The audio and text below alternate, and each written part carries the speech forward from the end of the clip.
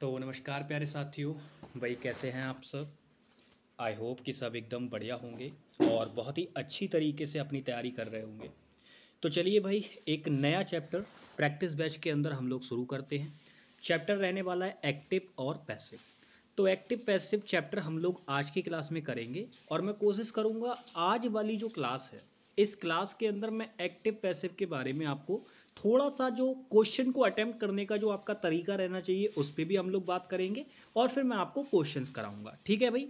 तो आशा करता हूं कि मैंने आपको बीच में जो एक दिन दिया था उसमें आप लोग अच्छी तरीके से मेरी जगह जो मैंने क्लासेस पढ़ाई हैं अगर आपने वहाँ से रिवाइज़ किया है तब भी ठीक है, या किसी और टीचर से आप अगर पढ़े हुए हैं और वहाँ से आपने रिवाइज़ किया है तो भी ठीक है। पर रिवाइज करना सबसे इंपॉर्टेंट पॉइंट है। वो आपने अगर किया होगा तो आप एक्टिव पैसिव के बारे में जो मैं आपको क्वेश्चन अटेम्प्ट करने का जो तरीका बताने जा रहा हूं उसे आसानी से कनेक्ट कर पाएंगे। तो मेरे प्यारे साथी आप मेरी बात ध्यान से समझिएगा। जब भी एक्टिव और पैसिव का क्वेश्चन आएगा तो वो क्वेश्चन कुछ इस फॉर्म में आपके सामने लिखा हुआ होगा, सब्जेक्ट, वर्ब और आपका ऑब्जेक्ट। इस फॉर्म में आपका जो क्वेश्चन है वो लिखा हुआ होगा। अब जैसे मान लो अभी मैं ये कह रहा हूं कि ये जो है वो एक्टिव फॉर्म है क्वेश्चन की, मतलब ये एक्टिव वॉइस में लिखा हुआ है। अब आपको क्या होगा, क्वेश्चन जब दिया जाएगा तो आपको एक ऐसा दे दिया जाएगा लिख के इस फॉर्म में एक क्वेश्चन आपको, और आपसे उसको पैसिव पूछेगा, उसका करेक्ट पैसिव। अब पैसिव बनाने के लिए जब आप उसका आंसर लगा रहे होंगे तो आपको किन किन चीजों का ध्यान रखना है मैं उन बातों को आपको बताता हूं। सबसे पहली चीज स्टेप 1 जो आपको फॉलो करनी है, स्टेप 1 जो आपको फॉलो करनी है वो ये फॉलो करनी है कि क्वेश्चन को सबसे पहले उसके वर्ब वाले पार्ट को देखकर आंसर निकालने का ट्राई करना है। पहली वाली जो स्टेप है वो ये है कि आपको वर्ब वाले पार्ट को देखकर आंसर निकालने का ट्राई करना है, वर्ब वाले पार्ट को। ये पहली स्टेप है। दूसरी स्टेप, अगर आपको इस वाले पार्ट से आंसर ना मिले तो सेकंड स्टेप जो मैं आपको बताने जा रहा हूं वो सेकंड स्टेप ये है कि आप क्या करेंगे, आप सेकंड स्टेप ये देखेंगे कि ये जो सब्जेक्ट है ये आपका क्या हो जाना चाहिए। मैं यहां पे लिख भी दे रहा हूं साथ ही साथ, ये जो आपका सब्जेक्ट है ये क्या करेगा, ऑब्जेक्ट में इंटरचेंज हो जाएगा। ये मैं हाफ एरो इसलिए लगा रहा हूं, इसका लॉजिक मैं आपको समझा रहा हूं। होगा क्या, ऑब्जेक्ट सब्जेक्ट बन जाएगा, सब्जेक्ट ऑब्जेक्ट बन जाएगा। ये स्टेप नंबर 2 होती है और इन 2 स्टेप के अलावा आपको कोई भी स्टेप याद नहीं रखनी एक्टिव पैसिव का क्वेश्चन करते समय। पहली स्टेप, जैसे ही आपके सामने क्वेश्चन आएगा आप सिर्फ वर्ब वाले पार्ट को देखेंगे और आंसर निकालने का प्रयास करेंगे। सारे तरीके बहुत अच्छे से सिखाए हुए हैं, कैसे आप वर्ब देखकर पहचानते हैं कि कौन सा टेंस है, कैसे आपको क्या अप्लाई करना है, सारी चीजें बताई हुई है। एंड सेकंड स्टेप, अगर आपको वर्ब वाले पार्ट से आंसर ना मिले, क्योंकि कई बार ऐसा होता है दो ऑप्शन के अंदर वर्ब जो दे रखी होती है वो सेम दे रखी होती है, तो वहां आप सब्जेक्ट और ऑब्जेक्ट की मदद से आंसर निकाल पाएंगे। इससे ज्यादा आपको क्वेश्चन में इधर उधर कुछ भी करने की जरूरत नहीं पड़ेगी। ठीक है भाई। चलिए, तो बस ये इतनी छोटी सी बात है जिसको आपको दिमाग में रखना है। बाकी अब हम लोग जो है क्वेश्चंस को शुरू करते हैं भाई। ठीक है ना, बस यही मुझे बताना था। क्वेश्चन अटेम्प्ट करने की 2 स्टेप हैं, आप 2 स्टेप से ज्यादा लगाने की जरूरत नहीं पड़ेगी आपको कभी भी। आ जाइए, तो ये पहला क्वेश्चन आपके सामने, करिए जरा इसका आंसर। पहला क्वेश्चन आप लोगों के सामने, और मैं आपको पहले बता देता हूं ये जो पीडीएफ हम अभी आपके सामने दिखा रहे हैं ये अनिल जॉर्डन सर यानी जो ओपन्स गुरुकुल वाले जो हैं उन्हीं की यहाँ पे ये जो पीडीएफ है वो यहाँ पे चल रही है आपके सामने। तो उसी के क्वेश्चन से मैं बस केवल उनको सॉल्व करा रहा हूं आपके सामने। और जैसा कि मैंने थंबनेल पे लिखा हुआ है कि 5 सेकंड में आंसर आएगा, मेरे भाई 5 सेकंड भी तो बहुत बड़ी बात है, आप विदिन सेकंड आंसर मारोगे इसका। चलो पहला क्वेश्चन, ओपन द डोर। बिना पढ़े भी आंसर निकाल सकते हो, मैंने प्रैक्टिस के अंदर ये चीज बहुत अच्छे से सिखाई है। प्रैक्टिस जब मैं कराता था आपको क्वेश्चंस तो मैंने उसके अंदर बताया हुआ है ये चीजें। अब देखो यहाँ पे मैंने देखा कि यहाँ पे मुझे वर्ब की फर्स्ट फॉर्म दे रखी है। अब आप मुझे बताओ, क्या हमने आपको नहीं बताया है कि भाई जो वर्ब की फर्स्ट फॉर्म से शुरू होने वाला सेंटेंस होता है वो इंपरेटिव सेंटेंस होता है, और इंपरेटिव सेंटेंस का पैसिव वॉइस बनाने के लिए या तो आप लेट वाला स्ट्रक्चर यूज करते हैं या मॉडल वर्ब वाला स्ट्रक्चर यूज करते हैं। अब जब मॉडल वर्ब वाला स्ट्रक्चर आप यूज करते हैं तो आपको कहीं ना कहीं according to sense modal verb लगानी पड़ती है, आप जानते हो ना। बट यहां पर आप मुझे बताइए, हमें लेट वाला केवल एक ही ऑप्शन नजर आ रहा है, डी वाला, इसके अलावा कोई और ऑप्शन नजर आ रहा है, बताओ जरा।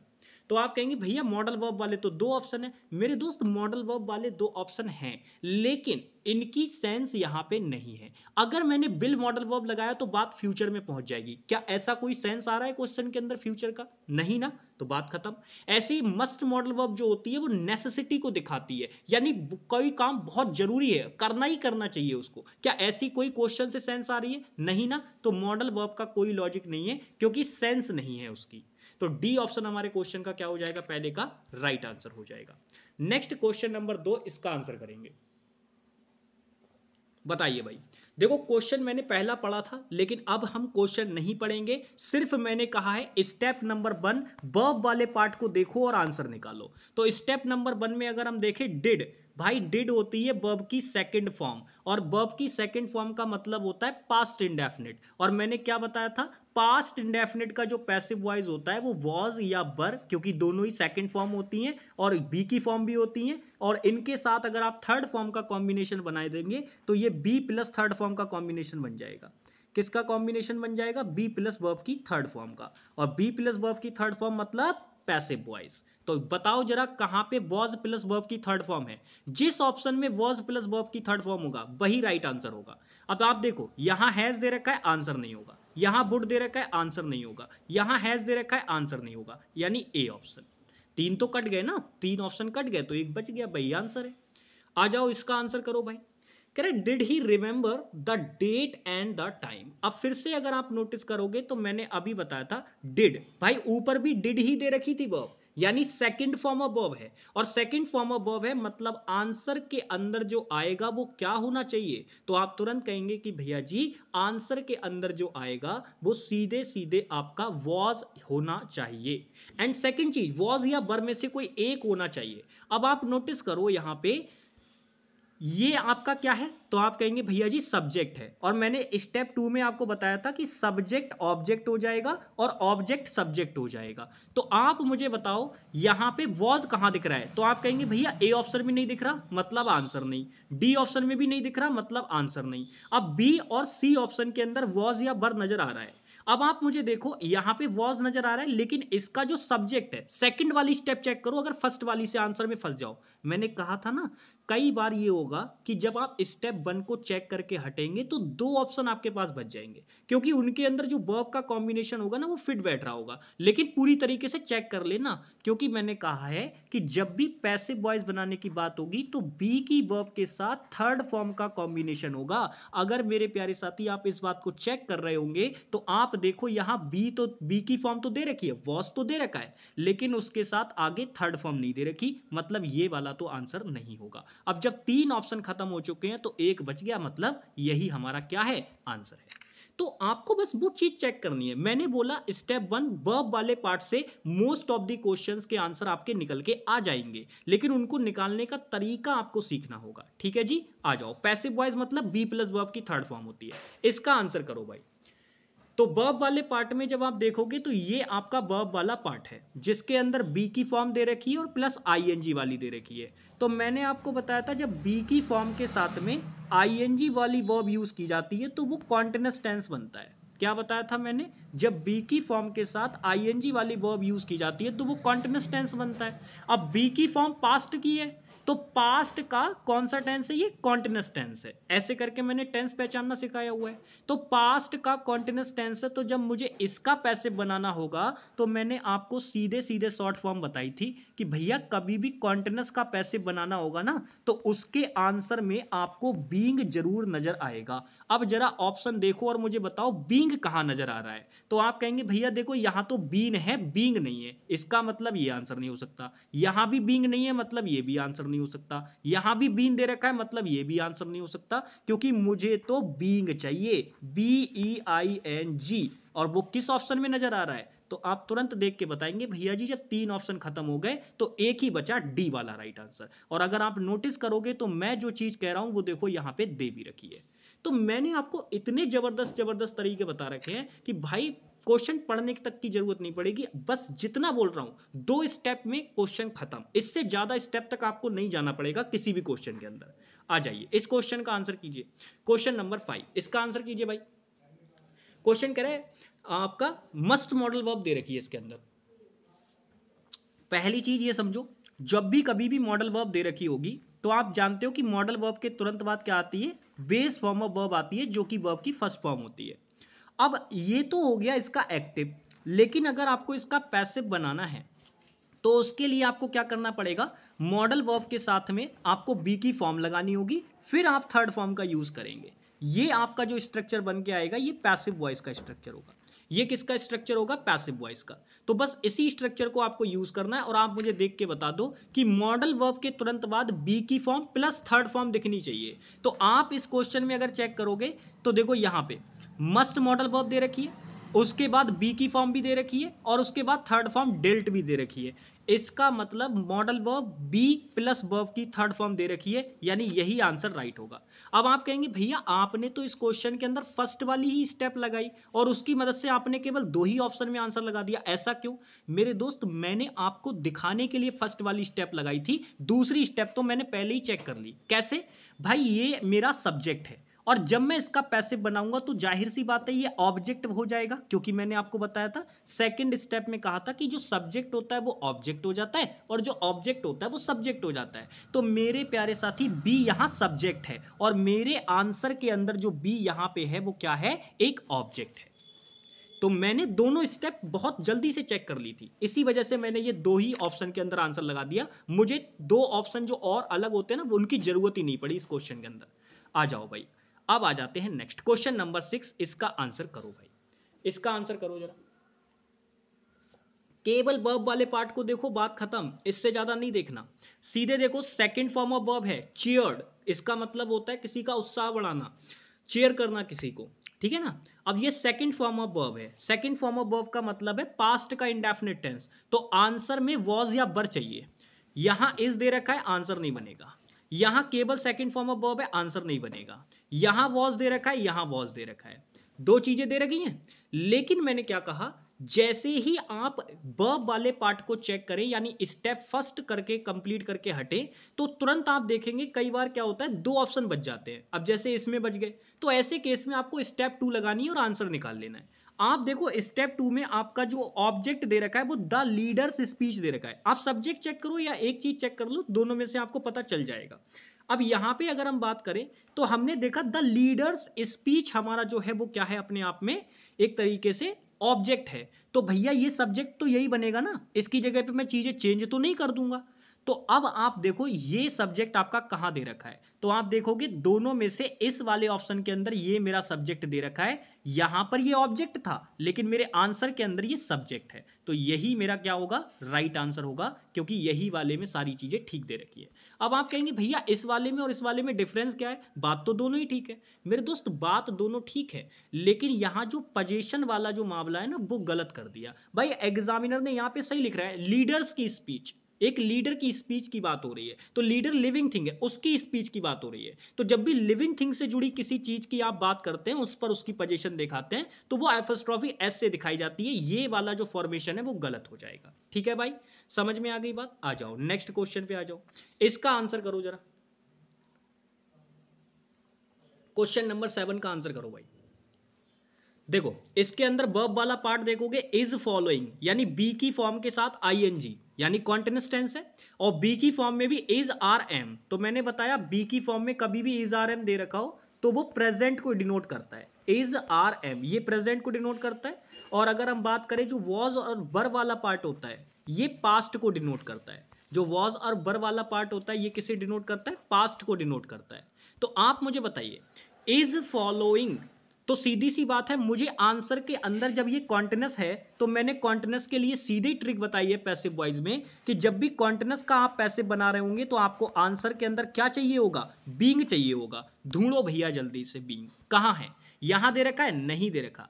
क्या यहां दे रखा है, जी बिल्कुल दे रखा है, यहां भी दे रखा है लेकिन यहां नहीं दे रखा। अब देखो 2 जगह पे बीइंग दे रखा है, लेकिन भाई मैंने पहले ही चेक कर लिया था कि मुझे बी की फॉर्म प्रेजेंट में लानी है, पर यहां तो पास्ट में है, तो इसका मतलब ये भी आंसर नहीं होगा। आंसर जो हमारा बनेगा वो क्या बनेगा, सेकंड वाला ऑप्शन। ठीक है ना। तो तरीके हैं निकालने के, आपको बस चीजें अप्लाई करनी आनी चाहिए सही से। ठीक है, आ जाओ नेक्स्ट, इसका आंसर करो। क्वेश्चन नंबर 8,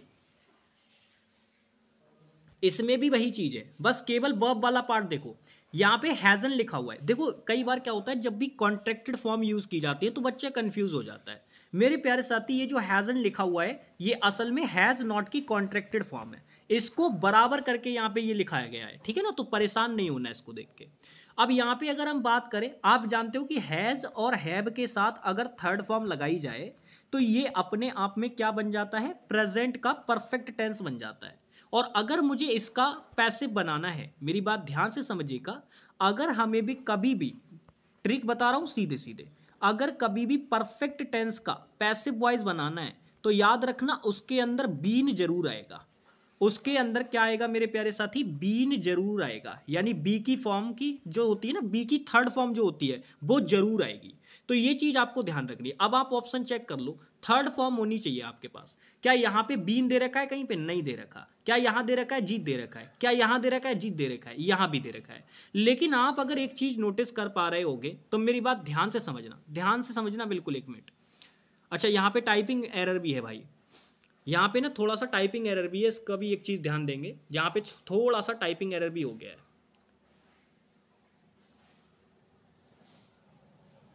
ठीक है ना, यहाँ पे थोड़ा सा टाइपिंग एरर भी हो गया है भाई एक चीज का।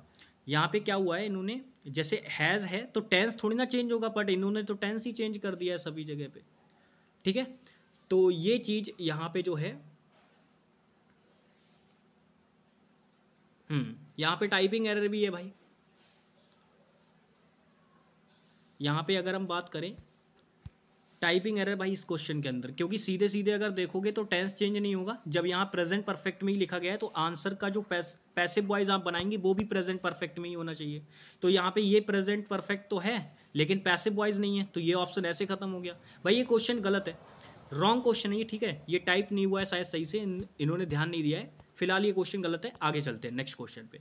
अगर हमारी सीट होती तो हम इसको ठीक कर लेते, लेकिन अब इन्होंने पता नहीं इन्होंने कहाँ से इस क्वेश्चन को सेट किया है, कहीं से भी अगर सेट किया होगा तो भाई क्वेश्चन को थोड़ा सा ना टाइपिंग मिसप्रिंट हुआ है, वैसे कुछ नहीं है इसके अंदर, बस टाइपिंग मिसप्रिंट हुआ है यहाँ पे। अगर इस वाले क्वेश्चन में आप इसकी जगह पे क्या कर दो, हैज कर दोगे तो क्वेश्चन ठीक हो जाएगा, लेकिन फिर वही चीज़ है, फिर यहाँ पे क्या होगा ये। और दूसरी चीज़, सबसे पहली चीज़ तो ये है कि ये क्वेश्चन इस तरीके का है भाई, ये इंट्रांजिटिव वर्ब है। यहाँ पे मैं एक लॉजिक और बता रहा हूँ, मेरी बात ध्यान से समझिएगा। कभी भी पैसिव बनाने के लिए, पैसिव आप जब भी बनाएंगे तो वो हमेशा एक ट्रांजिटिव वर्ब का बनता है, पैसिव हमेशा एक ट्रांजिटिव वर्ब का बनेगा, कभी भी इंट्रांजिटिव वर्ब का आप पैसिव नहीं बनाओगे, ध्यान रखना ये बात। अब इस क्वेश्चन के अंदर यही है, ये स्लिप जो वर्ब दे रखी है ये इंट्रांजिटिव होती है, तो भैया इसका पैसिव तो बनेगा ही नहीं, क्योंकि इसके पास तो इसका ऑब्जेक्ट ही नहीं होता, और जब ऑब्जेक्ट नहीं होता तो आप पैसिव में सब्जेक्ट कहाँ से बनाएंगे। यानी ये जो क्वेश्चन इन्होंने बनाया हुआ है ये गलत है, ये आपकी फॉर्मेशन नहीं बनेगी, ठीक है। मैंने आपको पूरा लॉजिक दे दिया, ये क्वेश्चन ही गलत है भाई। इसमें आपने इंट्रांजिटिव वर्ब यूज कर रखी है और इंट्रांजिटिव वर्ब का पैसिव नहीं बनता। आ जाओ, ये लो भाई क्वेश्चन नंबर 9, इसका आंसर करो। क्वेश्चन में सिर्फ वर्ब वाला पार्ट देखना है, फिर से कह रहा हूं वर्ब वाला पार्ट देखना है सिर्फ। आप देखो वॉज रिकमेंडेड दे रखा है, यानी बी के साथ में थर्ड फॉर्म, मैंने क्या बताया था, बी की फॉर्म के साथ जब आईएनजी दिखाई दे तो कॉन्टिन्यूअस टेंस होता है, और बी की साथ में अगर थर्ड फॉर्म दिखाई दे रही है तो वो पैसिव वॉइस होती है। अब ये किसकी पैसिव वॉइस है, तो आप कहेंगे भैया जी वॉज दे रखा है मतलब पास्ट की पैसिव वॉइस है, और वॉज के साथ थर्ड फॉर्म लगा रखा है मतलब पास्ट इंडेफिनिट की पैसिव वॉइस है। तो एक्टिव में क्या होना चाहिए, वर्ब वाली स्टेप से ही चल रहे हैं अभी हम। अगर वॉज प्लस वर्ब की थर्ड फॉर्म दे रखा है तो वो पैसिव हो गया, तो उसके एक्टिव में हमें क्या चाहिए, तो आप कहेंगे भैया जी केवल वर्ब की सेकंड फॉर्म। अब आप जरा मुझे चेक करके बताओ वर्ब की सेकंड फॉर्म कहां नजर आ रही है, तो आप कहेंगे देखो भैया एक तो यहां नजर नहीं आ रही, तो ये ऑप्शन खत्म हो गया, बाकी तीनों में दिखाई दे रही है। अच्छा दूसरी चीज, अब हम क्या करें, 3 ऑप्शन हमारे पास बच गए लेकिन हम अभी आंसर नहीं निकाल पा रहे हैं। लेकिन आंसर पता है कैसे निकलेगा, अब आप ये देखो यहाँ पे आई आपका दे रखा है, तो भाई ये तो मेरी तरीके से क्या है, एक सब्जेक्ट है। यहाँ पे मैं स्टेप 2 पे आऊंगा तो ये सब्जेक्ट है। अब इसको जब हम चेंज करेंगे तो ये क्या हो जाएगा, ऑब्जेक्ट हो जाएगा। क्या हो जाएगा प्यारे साथी, ऑब्जेक्ट। अब आप इसमें देखो, इसमें तो कहीं पे भी नहीं दे रखा, यानी ये वाला ऑप्शन भी खत्म हो गया। अब हमारे पास क्या है, यहाँ पे एक है और यहाँ पे है मेरे प्यारे साथी मी ऑब्जेक्ट, ठीक है। तो समबडी रिकमेंडेड, ठीक है, समझ में आता है, मी किसी ने रिकमेंड किया, ठीक है, रिकमेंड किया अनदर लॉयर, तो यहाँ पे टू लगाने की कोई जरूरत नहीं है, क्योंकि रेकमेंड जब भी कोई करता है किसी को तो वो सीधे करता है, तो see recommend me another lawyer, to another lawyer बोलने की जरूरत नहीं है। यानी जो आंसर आपका आएगा वो क्या आएगा यहाँ पे, ये वाला सी वाला आंसर आएगा आपका। ठीक है ना, समझ में आ गई बात। सी वाला आंसर आपका क्या हो जाएगा, सी रिकमेंडेड मी अनदर लॉयर, ऐसे बोलेंगे। ठीक है ना, चलो नेक्स्ट आ जाओ, इसका आंसर बताओ क्या होगा। इसका आंसर करो भाई, 20 क्वेश्चंस करेंगे आज की क्लास में, इसका आंसर कीजिए। कह रहे यहाँ पे वर्ब वाले पार्ट में अगर आप देखोगे तो हैज बीन सेव्ड, तो बी के साथ में थर्ड फॉर्म है, और मैंने कहा था बी के साथ में थर्ड फॉर्म दिख जाए तो वो पैसिव वॉइस होती है, मतलब हमें इसकी एक्टिव वॉइस चाहिए। तो बस एक्टिव वॉइस, कभी भी परफेक्ट का एक्टिव बनाना हो, देखो एक तरीका बता रहा हूं, इसको दिमाग में रखना। जब भी कभी परफेक्ट टेंस की बात हो और आपको उसका एक्टिव बनाना हो, तो बस कुछ मत करना, उसके बीच में से जो वो बीन दे रखा होगा ना पैसिव में, वो हटा देना। और जब भी आपको उसका पैसिव बनाना हो तो बस कुछ मत करना, उसके बीच में क्या कर देना, बीन लगा देना। बस ये पॉइंट अपने दिमाग में रख लिया तो परफेक्ट टेंस जब भी आएगा तो उसका एक्टिव पैसिव आराम से बना लोगे। अब इसमें करना क्या है, इसमें कुछ नहीं करना, बस ये जो आपने ये जो थर्ड जो ये बीन लगा रखी है ना, बस इसको हटा दो और ये आराम से अपने आप में फिर परफेक्ट बना रह जाएगा आपका। तो आंसर में हैज तो होना ही चाहिए भाई, आंसर में हैज या हैव तो होना चाहिए। अब यहां बिल मॉडल वर्ब दे रखी है, आंसर नहीं बनेगा। यहां फर्स्ट फॉर्म दे रखी है, आंसर नहीं बनेगा। यहां सेकंड फॉर्म दे रखी है, आंसर नहीं बनेगा। यानी डी ऑप्शन आपका क्या हो जाएगा, राइट आंसर हो जाएगा। क्योंकि मैंने कहा हैज या हैव दोनों में से एक आएगा, तभी तो प्रेजेंट परफेक्ट बनेगा भाई। तो वही चीज आपको देखनी थी। नेक्स्ट आ जाइए, इसका आंसर बताइए क्या होगा। कह रहे must we cut this tree, क्या हमें ये पेड़ काटना जरूरी है, ऐसे करके वो बोल रहा है। तो मेरे प्यारे साथी यहाँ पे मॉडल वर्ब दे रखी है और उसके साथ में बेस फॉर्म लगा रखी है। तो मैंने आपको बताया था कभी भी मॉडल वर्ब का पैसिव बनाने के लिए आएगा तो जो मॉडल वर्ब आपको दे रखी है वो मॉडल वर्ब, उसके बाद में बी की फॉर्म और प्लस थर्ड फॉर्म लगा देना, आपका काम बन जाएगा। तो मस्ट मॉडल वर्ब दे रखी है, इसके साथ में बी प्लस थर्ड, तो मस्ट मॉडल वर्ब, उसके बाद बी की फॉर्म, उसके बाद थर्ड फॉर्म, यानी बी ऑप्शन आपका इसका क्या हो जाएगा, राइट आंसर हो जाएगा। इससे ज्यादा चेक करने की आपको जरूरत ही नहीं है। अच्छा, अब यहाँ पे एक पॉइंट जो बच्चों के दिमाग में आ सकता है कि भैया जी हमें ये बताइए कि आपने ये तो कर दिया, लेकिन हमें ये बात बताओ कि यहाँ पे ये कट का कटेड क्यों नहीं हुआ। तो मेरे प्यारे साथी ये चीज़ हमने आपको वर्ब वाले चैप्टर में बताई हुई है कि कुछ इरेगुलर टाइप्स की वर्ब होती हैं जिनके अंदर होता क्या है कि उनकी तीनों फॉर्म सेम हो जाती हैं, कभी कभी तीनों फॉर्म डिफरेंट हो जाती हैं, और कभी कभी क्या होता है first form second form same हो जाती है, थर्ड फॉर्म डिफरेंट हो जाती है। तो वो मतलब एक इरेगुलर टाइप बनता है आपका वर्ब का, उस कैटेगरी की ये वर्ब है आपकी। तो बी ऑप्शन इसका क्या हो जाएगा, राइट आंसर हो जाएगा। नेक्स्ट आ जाओ भाई, इसका बताओ क्या होगा आंसर। अब वर्ब वाला पार्ट चेक करो, केवल वर्ब वाला पार्ट बस। तो आप देखो बिल मॉडल वर्ब है, बी की फॉर्म लगा रखी है और उसके बाद थर्ड फॉर्म लगा रखी है, बेल एड वर्ब है आपकी।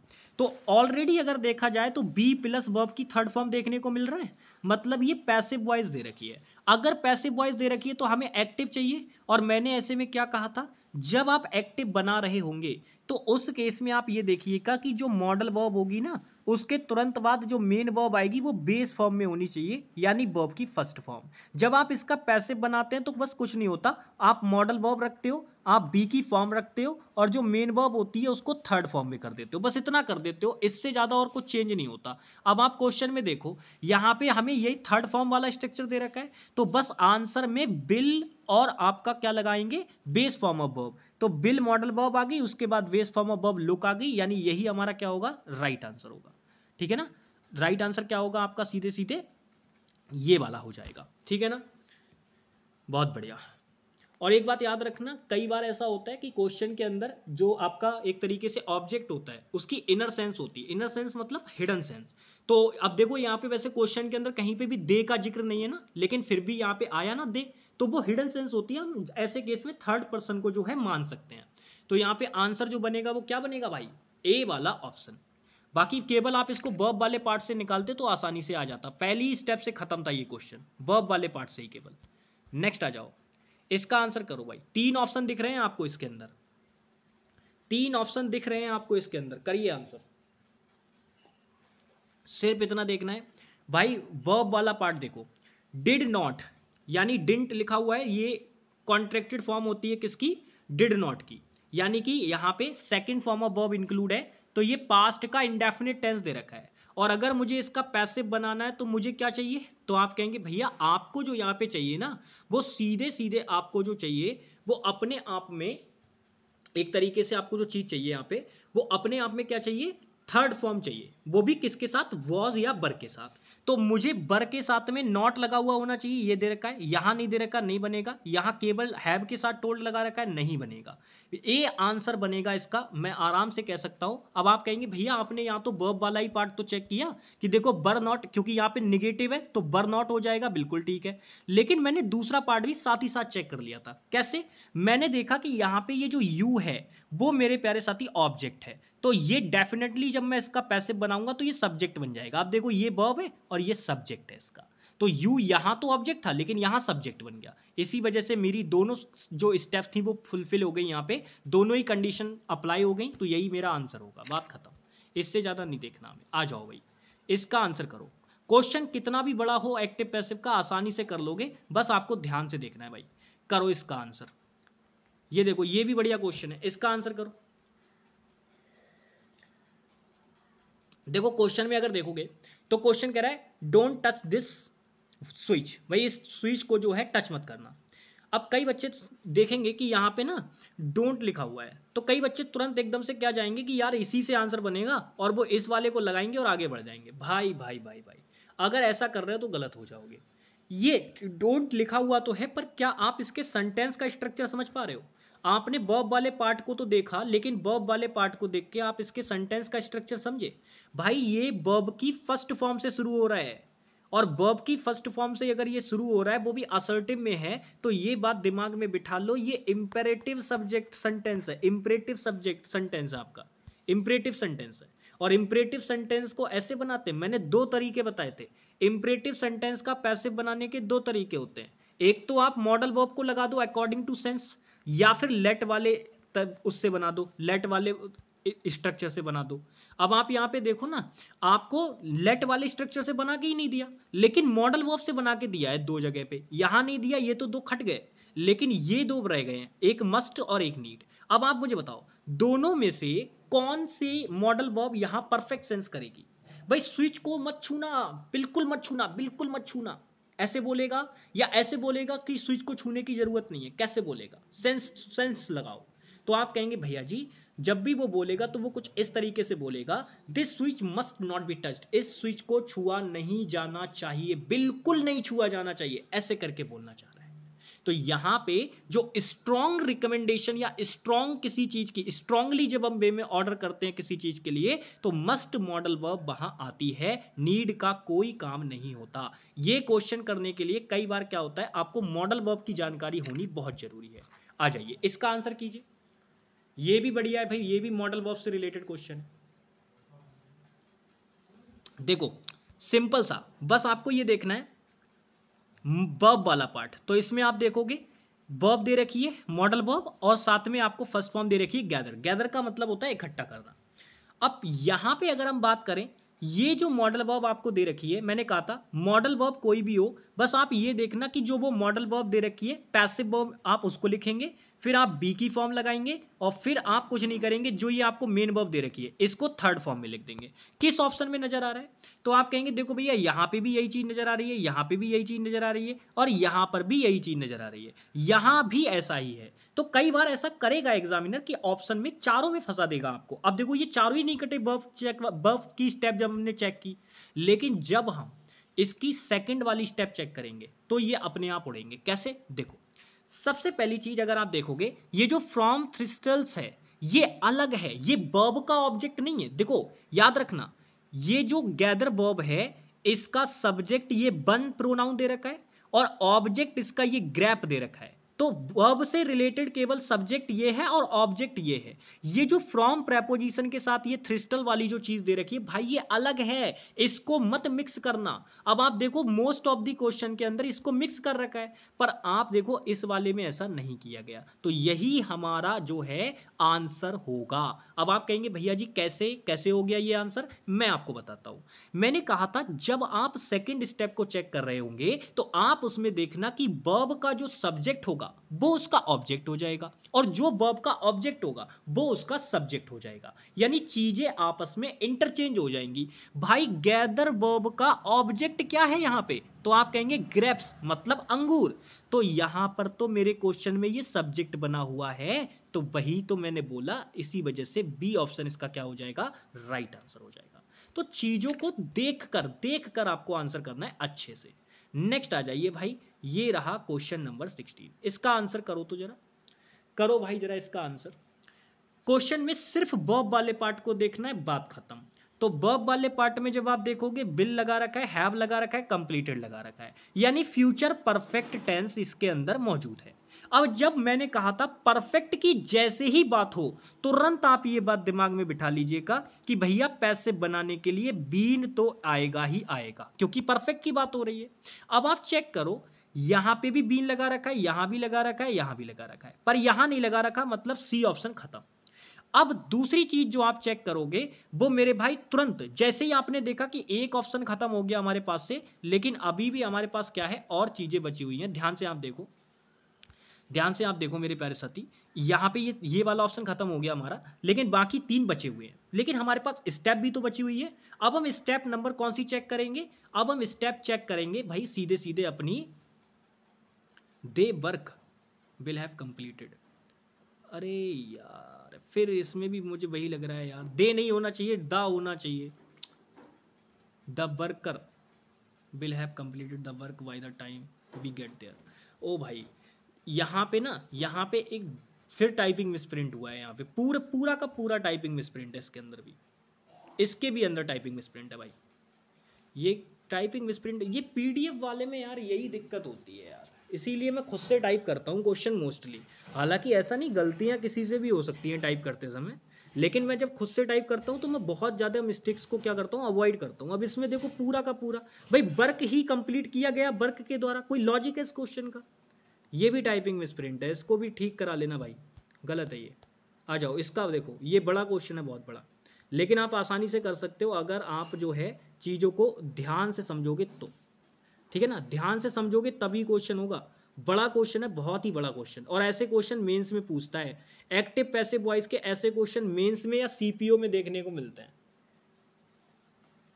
देखो सिर्फ वर्ब वाला पार्ट देखना, और आप देखना कि कहाँ पे वो चीज़ बदल रही है। जैसे सबसे पहले अगर मैं देखूं, ये विल हैव दे रखा है, क्या मैं इसको चेंज कर सकता हूँ? जस्ट सोचो, क्या इसको हम चेंज कर सकते हैं? Be will have to pull down, क्या हम इसको चेंज कर सकते हैं? तो आप तुरंत कहेंगे कि भैया जी अगर मैंने बिल को वुड कर दिया तो टेंस चेंज हो जाएगा, पॉसिबल नहीं है। क्या मैं हैव का हेड कर सकता हूं? तो सर मॉडल वर्ब की फॉर्मेशन गलत हो जाएगी। इसका मतलब इस वाले पार्ट में हमको चेंज करना ही नहीं है, हमको चेंज करना है इस वाले पार्ट में। ये देखो हैव दे रखा है, और ये देखो थर्ड फॉर्म दे रखी है, और मैंने कहा था जैसे ही हैव के साथ या हैज के साथ थर्ड फॉर्म देखने को मिल जाए तो तुरंत समझ जाना कि वहां प्रेजेंट का परफेक्ट टेंस है। और मैंने कहा था जैसे ही पता चल जाए तुम्हें परफेक्ट टेंस है तो याद रखना पैसिव बनाने के लिए उसके अंदर बीन तो इंक्लूड किया ही जाएगा। अब जरा ऑप्शन चेक कर लो, क्या भाई यहाँ पे बीन इंक्लूड किया गया है? जी बिल्कुल किया गया है, लेकिन एक चीज भी और देखना भाई, नॉट भी है इसके अंदर, तो नॉट भी होना चाहिए आंसर के अंदर, ठीक है ना, ये भी चीज देखते हुए चलना। अच्छा, अब यहाँ पे हमने देखा कि यहाँ पे बीन दे रखा है भाई, और देखो यहाँ पे भी बीन दे रखा है, अगर हम नोटिस करें तो यहाँ पे भी दे रखा है और यहाँ पे भी दे रखा है, ठीक है, तीनों जगह पे दिया हुआ है, चारों जगह पे दिया हुआ है इवन। बहुत बढ़िया, बड़ा क्वेश्चन है लेकिन बढ़िया क्वेश्चन है। अभी देखो इसको कैसे करते हैं हम लोग। अब सेकंड चीज, आप इसी वाले क्लाउज के अंदर चेक करो कि आपका सब्जेक्ट क्या है। तो आप तुरंत चेक करेंगे कि भैया जी सब्जेक्ट यू है। अगर सब्जेक्ट यू है तो इसका सिंपल सा मतलब ये है कि हमारा जो ये सब्जेक्ट यू यहाँ पे दे रखा है ये ऑब्जेक्ट का काम करेगा, मतलब ये ऑब्जेक्ट का काम करना चाहिए। अब आप नोटिस करो कहाँ पे ये ऑब्जेक्ट का काम कर रहा है, क्या इसमें कर रहा है? तो आप कहेंगे भैया इसमें तो यू कहीं नजर ही नहीं आ रहा, मतलब ये ऑप्शन नहीं होगा। अब आप देखो इसमें यू ऑब्जेक्ट का काम कर रहा है, इसमें कर रहा है और इसमें भी नहीं कर रहा, तो ये भी खत्म। अब आप मुझे यहाँ पे देख के बताइए कि क्या होगा। देखो क्वेश्चन के अंदर जब आप देखोगे तो यहाँ पे देखोगे आपको पता चलेगा प्लानिंग रेगुलेशंस, ठीक है ना, with the town planning regulations, ये चीज यहाँ पे दे रखी है, ठीक है ना, बाई यू नहीं भाई, यहाँ पे देखो pull down by you as the, ठीक है, यहाँ पे देखो will have to pull down this skyscrapers, ठीक है, तो this skyscraper will have to be pull down by you, ठीक है, ये चीज़ हो सकती है।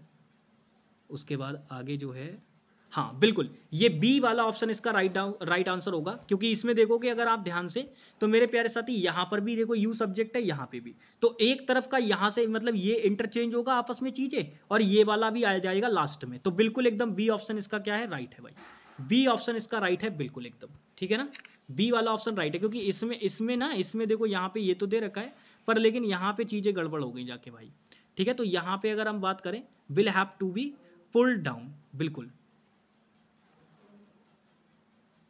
ठीक है ना, बिल्कुल ठीक है।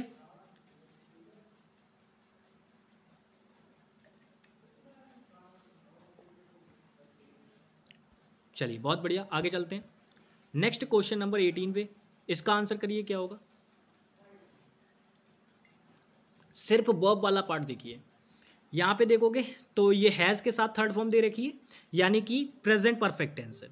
अब इसका पैसिव चाहिए तो परफेक्ट में मैंने बोला बीन जरूर होगा भाई, तो आप देख के मुझे बताओ, यहाँ दे रखा है जी बिल्कुल है, यहाँ नहीं दे रखा हटाओ, यहाँ पे भी नहीं दे रखा इसको भी हटाओ, यहाँ पे भी नहीं दे रखा इसको भी हटाओ, यानी आंसर ए है।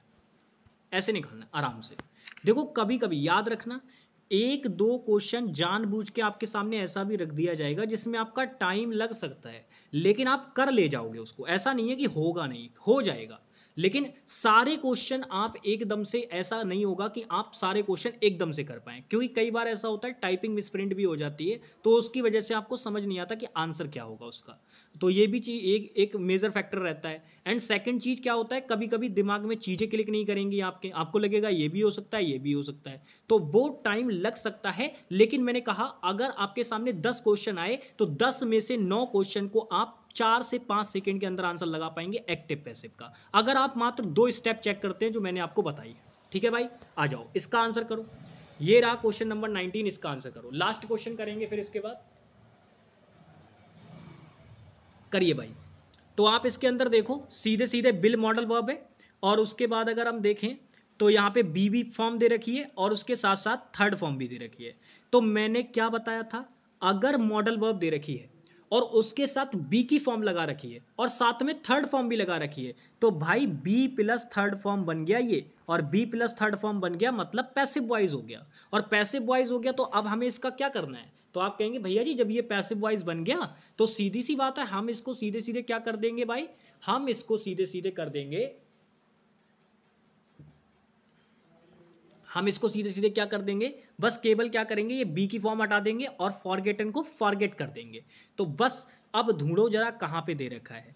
देखो यहाँ पे अगर हम बात करें बिल मॉडल वर्ब तो है, लेकिन इसमें जो ये दे रखा है वो फॉरगॉट दे रखा है। आपकी जानकारी के लिए बता दूं, जो ये फॉरगॉट दे रखा है ये वर्ब की सेकंड फॉर्म है, पर हमें तो मॉडल वर्ब के बाद बेस फॉर्म लगानी होती है, बस इस वजह से ये खत्म हो गया। सेम इसी प्रकार से देखोगे तो सेल के साथ में भी यही गड़बड़ है, तो ये भी ऑप्शन खत्म हो गया। यहाँ फॉरगेट लगा रखा है लेकिन यहाँ टेंस चेंज कर दिया, क्योंकि बिल मॉडल वर्ब प्रेजेंट दिखाती है और वुड मॉडल वर्ब पास्ट दिखाती है, तो मेरे प्यारे साथी ये ऑप्शन भी खत्म हो गया। यानी 3 ऑप्शन जब जा चुके हैं तो बचा कौन सा, डी वाला, यानी यही हमारा क्या होगा, राइट आंसर होगा। नेक्स्ट आ जाओ, ये रहा क्वेश्चन नंबर 20। इस क्वेश्चन के बारे में तो सोचने की भी जरूरत नहीं है, सीधी सी राइट आंसर है ये वाला, प्लीज परमिट है,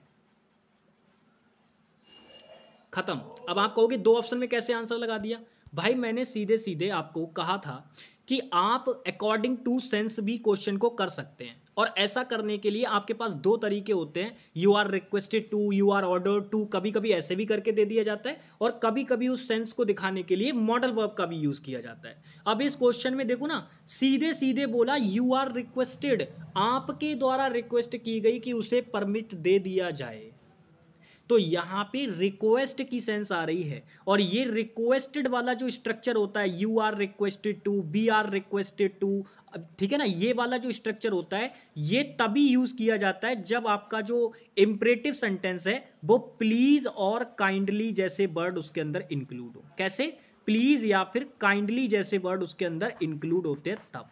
तो ये तो मैंने सीधे बता रखा, आप देखो ना, प्लीज वर्ड इसके अंदर इंक्लूड कर दिया, बात खत्म, ये इन पे जाने की जरूरत ही नहीं है, ये फॉर्मेशन ही नहीं है ठीक वाली इसकी, ठीक है। तो ए ऑप्शन इसका क्या हो जाएगा, राइट आंसर। तो चलिए भाई 20 क्वेश्चन हम एक्टिव पैसिव के आज कर चुके हैं, बस आप ये मान के चलिए नेक्स्ट क्लास हम करेंगे तो उसके अंदर मैं आपको लगभग 50 क्वेश्चन करा दूंगा इसके, ठीक है ना। बाकी छोटा ही चैप्टर है, आराम से बस जितने क्वेश्चन मैं कराऊंगा इतने परफेक्ट रहेंगे आपके लिए, ठीक है भाई। चलिए तो मिलते हैं आप लोगों से नेक्स्ट क्लास में, तब तक के लिए बाय बाय, टेक केयर, जय हिंद प्यारे भाई।